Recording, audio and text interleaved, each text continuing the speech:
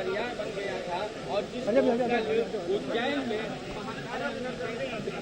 हम रुक करेंगे। आरएलएस यादव साहब हमारे साथ पूर्व डीजीपी फोन लाइन पर जुड़ गए हैं। यादव साहब, बहुत बहुत स्वागत है आपका।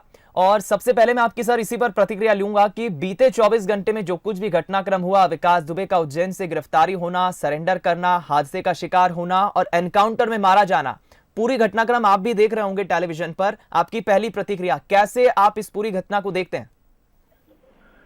वो सरेंडर तो नहीं बल्कि गिरफ्तारी के लिए उसने पूरी प्रक्रिया इधर उधर लोगों से खबर कर दी थी खुद ही कि वो कौन है, और जिससे सबको आसानी हुई पकड़ने में, उसे पकड़ गया था।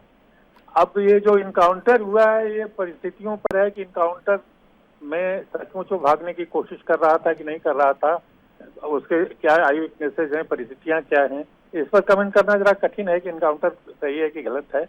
लेकिन इनकाउंटर हुआ है और इनकाउंटर में उसको गोली लगी, अस्पताल गया जहां मर गया है वो। तो ये दुर्दांत तो था, इसके प्रति किसी की सहानुभूति नहीं थी। लेकिन यदि का प्रोसिक्यूशन होता तो आम जनता पर, जो कि क्राइम की ओर झुकने का जिनका विचार है, उस पर ज्यादा असर पड़ता। इनकाउंटर में तो एक दिन आदमी मर गया, इसके बाद वो खत्म हो गया।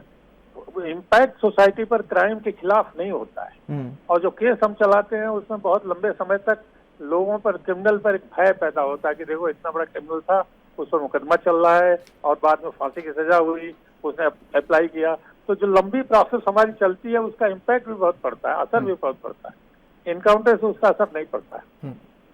लेकिन यादव साहब, सवाल ये भी खड़ा होता है कि कल जिस तरह से उसने चिल्ला कर ये बताने की कोशिश की, मीडिया में ध्यान आकर्षित करने की कोशिश की, लोगों को बताने की कोशिश की कि मैं विकास दुबे हूं कानपुर वाला, और आज पुलिस से वो इतना डर जाता है कि पुलिस का ही हथियार, पुलिस की ही पिस्टल छीनने की वो कोशिश करता है और उसके बाद भागने की कोशिश करता है, जिस कारण उसका एनकाउंटर हो जाता है।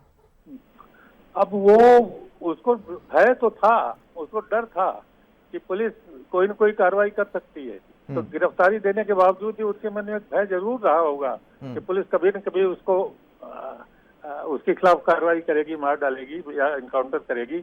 हो सकता है वो भागने की कोशिश किया हो, असंभव नहीं है, क्योंकि एक्सचेंज ऑफ माइंड हो सकता है, क्योंकि परिस्थितियां, लोगों के बातचीत, पुलिस के कब्जा, ये देख के उसका सरेंडर किया और उसके बाद दिमाग बदला जरूर होगा कि पुलिस इनकाउंटर कर सकती है, तो भाग भी सकता है। और एक्सीडेंट हुआ गाड़ी का, इसलिए भागने के चांसेस हैं। चलिए, फिलहाल धन्यवाद यादव साहब हमारे साथ जुड़ने के लिए।